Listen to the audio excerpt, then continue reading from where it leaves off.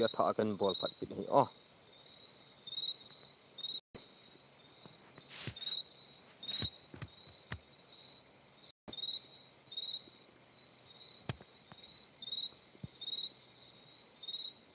hong lu nun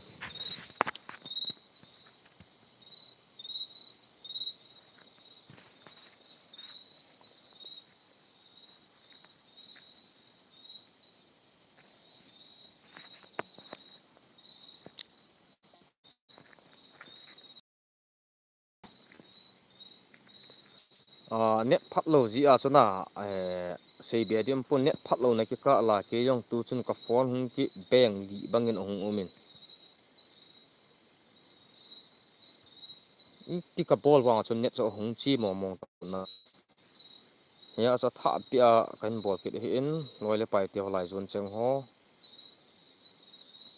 hilai muna hikum lai mahur mahur taung tu la sang ki zut na lampi men ru chi tu na a hikum lai rut muna hi mu thelu wa lang te thaga wa lang te na umun lo ti chu zan e tha chun kaloi pau chunga thil si tampi na hin tungwin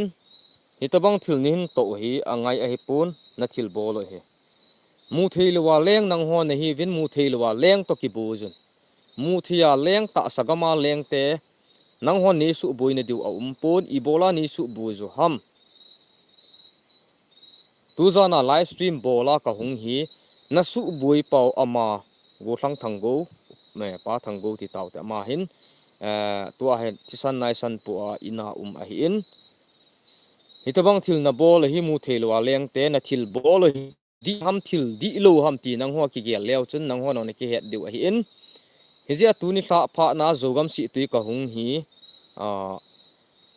nang ho nui si no le nang ho su thang tom le nang ho tai tom dinga hung ka hi pun na thil bolo adi ilo pas nang hon ki gelon pathin cha te su nang ho dai the a hi pun ke ho no nang ho ka dai diu a hi pun ibola nang ho koi man dai lowa nang ho su tai tom lowa tabanga kalwai pau chunga thil tu si na nin tu si nin bol pi ham ti cha chunga chi si tu zan pha na live stream pet pe na thil tu lai le si ta sagama leng nyal pathin cha te hen thil hi ki che thil hi ka het nu mo gam tan til he jong ki he thei gam tan ya snang hon mu thei lo leng te wa leng te to na ki ho diu na ki na diu na ki bui diu hin mu thia leng ta sagama leng te wang ni su bui lo diwa thu thla na sang pen ka hin ni hi ami wang ke ma yong tu za na ka hung live stream ka bol na i ma cha to kha su kha ni lo diu ke hon zong ke man zong nang ma nang ho hel kum la ya he thi phalowa thi hi tam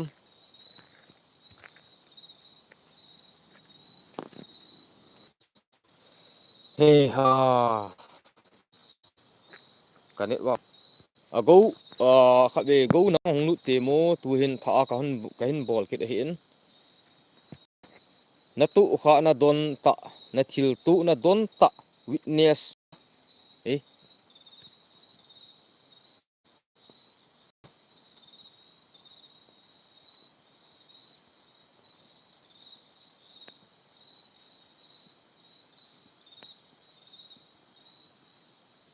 ami wa jesu mina ke ma hong kal sung ka hin ka loi pau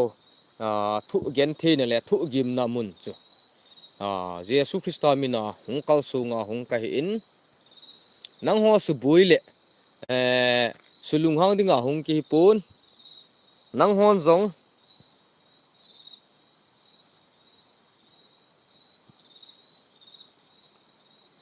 go thang offline na hin bolo network ki su pui lai zon pa hingi offline zo achukin bol han ki zo si ki su den na net pek yong hen epi le ani pa hin atu pa hin go thang hin Gogou hu sai ki Google la he mu du hin tir man comment hun bolin ke man ka tu hit masa so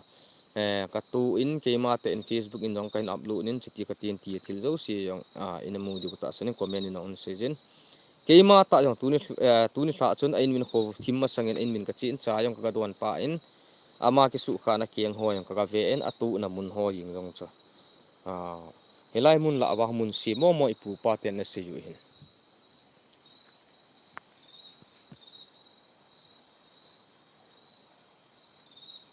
offline ki bol jo si hung ki chi ding hen network ti bang hi pu ye lang na 4G ku isru na hin mat ji 5G yong man do lo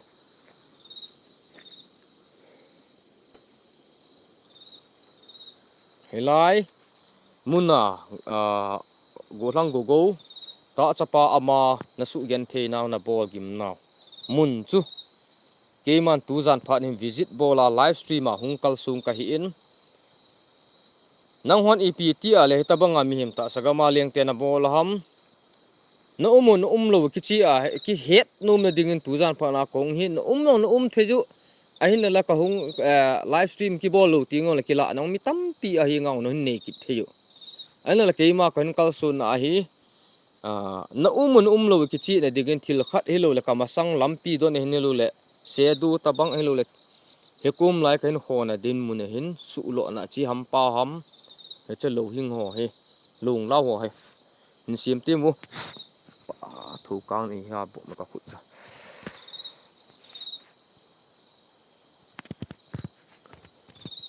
ami bang ke ma je su mina ni to kha the lo du he ka khona mun ta hin ne sim the leon sim ti mu bo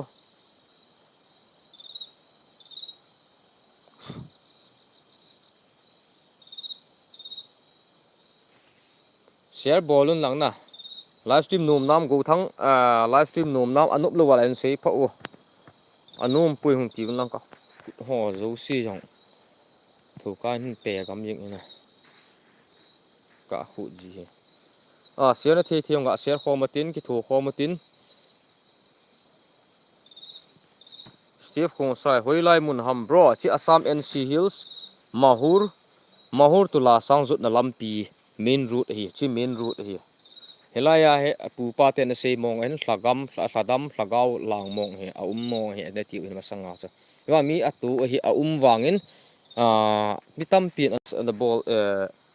ana sei do ngam lo a hin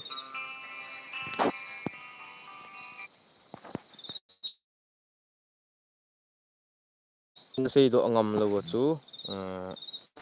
tu zan pha na ke ma zong helaya kalwai pa le lian thil tabang en tu hi ta sagam inong no mo ka sake zingin hi ji achaman jong FB inong Facebook inong en upload in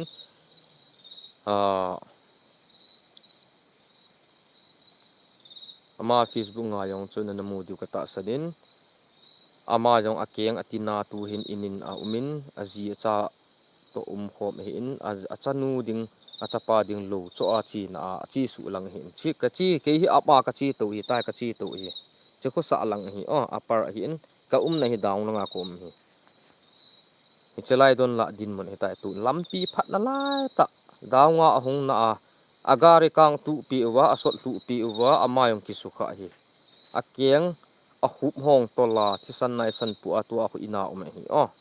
ka hong so az ke no ma kan ki mu pi in ka do izo se ma to ki tu in a comment dong hin bol in ti zo langa chunong comment dong hin bol in a sate nong lu nin anu mi ki chi ti bro ki pa o me khup namo thang anum tai hengi anup le hoilai mun ham step ka sei tai step hung sa o ka he chu num za nga zong kapalin chu ka hung kha chu o le ki pa o mi step hung sai ha flong a zong ka u nu umi hiza nu nu min pi hamo step hung sai pa cha nu umi bro na lung le ni go hung sai minasa go hung sai ni zo sin sei tai wi minasa go hung sai ama hi pa chu nene het num wal ama he contact number ong kan pi theju ama number ta yong kan pi the hi bon cha viewer so zogam si tui hi zo thiem pa zo hlem pa a he lo le chuti khatin thil hen ten men ten thil ei mi la chuna hi yong lekin kapuna pu hi jong le ei ho social media tu lai khanga hi gal isat naw hi mei thalle le gal sa hi ta pu social media gal sat hi ta ve hezia he tu nung tu bana hi ikipum khat na diwa hi ke manjong thil life mo real life thil ta tu ni din mun one day yong thing lo lai kaloi pa go chang pi jang kha cheng aman an tu na a khomin nong ken sei chi in amin nong ken sei in thuki chi he num na diwa ama contact number ni pi na tion ka pi the he tu din mun ai go khung sa na do numala ama comment na dong lang ama yong gen the ha sat na thu hi igel pi a hale mihim khat hi na chale na wa hi la ya mini khat ni second khat minute khat olong in sung bo yeng the din mun la ama hi exam ya ka sei hielwa hale ni thum hoi in bo mai the na atin na pa ta ka chu long cheng thelo ko ga mai ta a bike scooty atol cha gari kang akai pi wa tu pi wa hin thil chu di ti lai sia le na kamu tammin na tiki na vin tampin I het chi na diwa thu hung ki pat dan chuti khati hin ti chu isei lo le koi man het lo du hin na mo vet nu mana thil vet yeng pa cha thinga kin ka koi pun go hong sai mina tha mina sa ni lamu thang ki bian go thang go hong sai na channel chu I tin na koi ham ka hin subscribe pi di hi FB min thang go sang lin thang ama hin YouTube min abol pun kanung lang wang thil git dan ka ga hi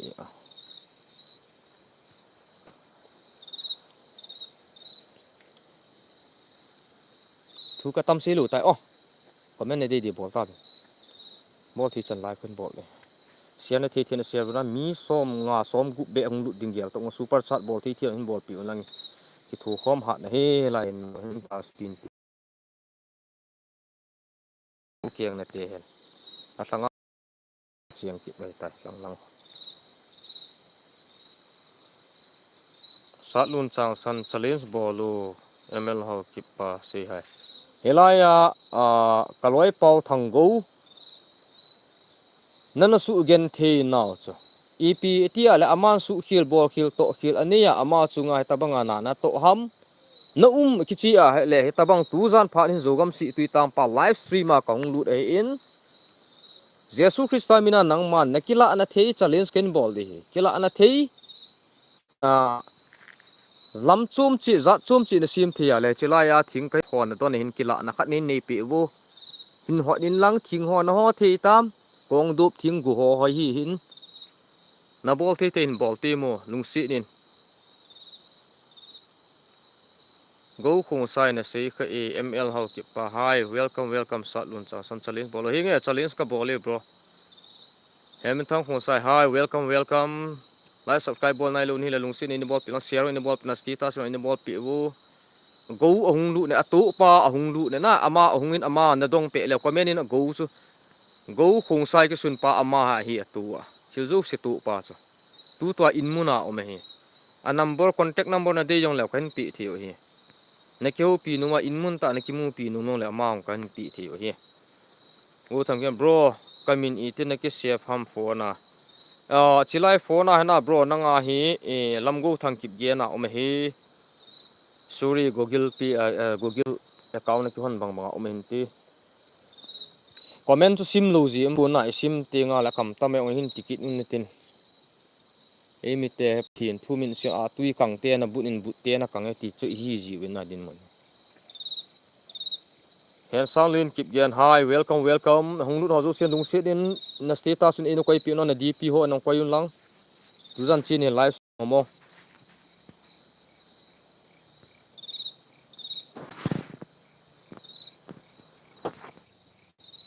he ka de network ta chu bro community ni ki se fa menge kan se ta sang lin hello bro hi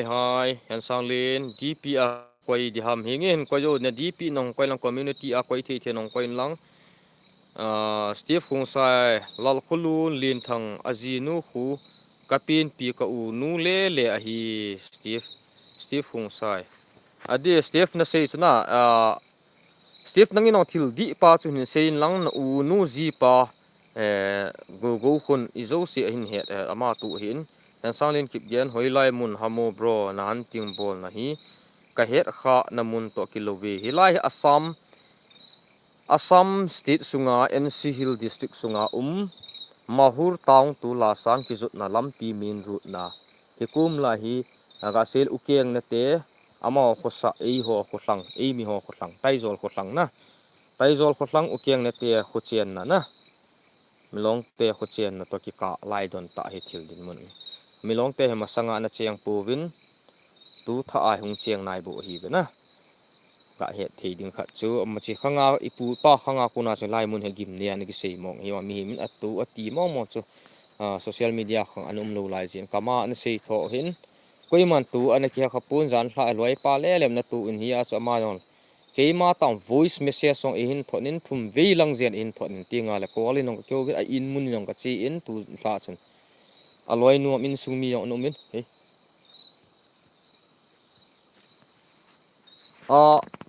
git le gau na siam thewa hi zong le kila ananin nei pi ti mo wo ami wang ke ma nei to kha lo du je sumina thu thla na kan nei hi in hilai muna zani thla Gogou thango ama gari hin tol na accident hin tu na chu nang ho a te kum lai muna nang ho bol tabang din mun chu thil a tan hi je chun hilai muna thu na ki za jing chu tu zan phana zogam si tui tang pa hi je sumina hung kal sum ka hi in ami wang ke ma wang nang hon je sumina I ma nei lo thelo du ti chu thu ma sa pe na ka in hlan a hi na umu kichia hele kum lai mun chun lai thing ka khona pa hin hot ti mu wo jesu minin nazare jesu christa minin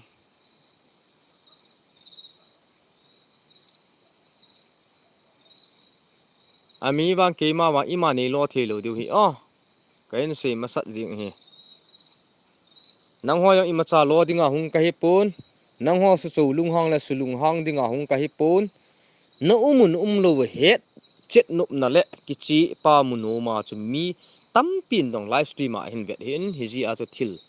na thil bol the na mu the luwa kilang ten hi ham ni luwam chu hin su chi tim vu lai ka khona don ta hin amun chu hoi lai ha o khong sai location chu an di nam enge location wa an di nai bro helai na khat to na mun footpath hlang le le hi turning hlang zep naga accident na don cha hi turning don khin phadi tai toy ka hung to pe na go turning khin pha tai chi turning tai chi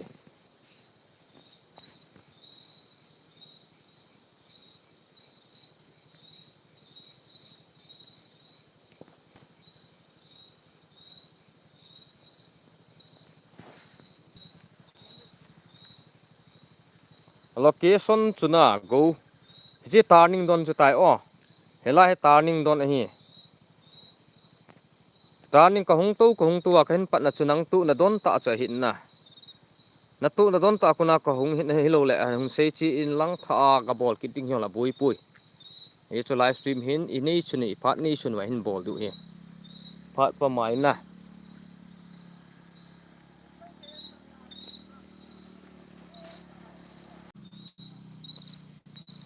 go khui ai gi ki ti chu en sanglin kip gen challenge bol kino bro chu di ga ki ve hen henge share hon bol bo na sti sin hong koin la go khung sai bro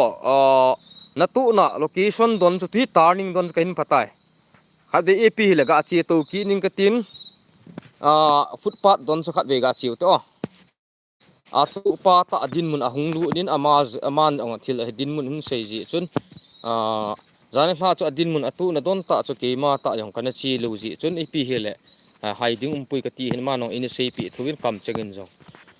ya chu zan nu hi ya chu het ki chi thelo ham turning ka khel kai helai sa le le he taizol wagum chu tui hung lun na chu fut tai lamu thang kip gian sopi lai zone te ho ki support tu jinguti sopi lai zone san khat hi uvi ki support tu jinguti hinge di don hung hi tai footpath don hi tai hoi ai gi sang lai ao he footpath ome jong he jong he footpath ome ga ve jinguti go di na chu hinge di nai ki pa ome turning lai lampi na na tu na don din mun location chu din mun ti chat ding am he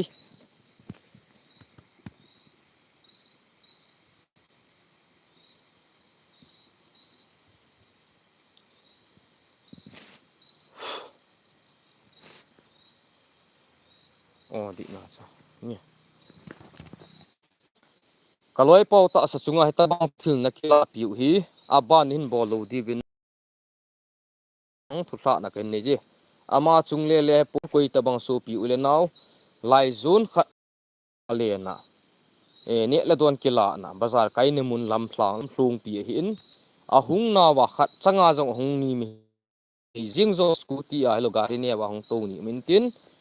ne na bol pi lo di ne na su boy lo di jesu christa min thu sang pen kan bol lo we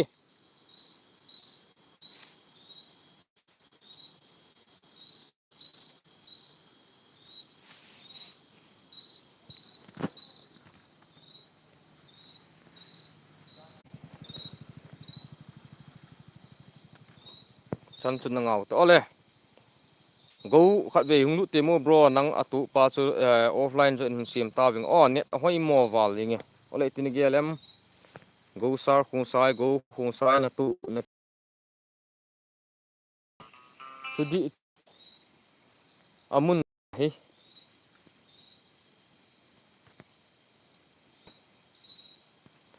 live stream chu hin off mai tang o loi le pai te ho lai zun cheng ho ni gel thim la offline zo in content lang zo chun hin chi pi taw ten net chu dei bang hi pu ya na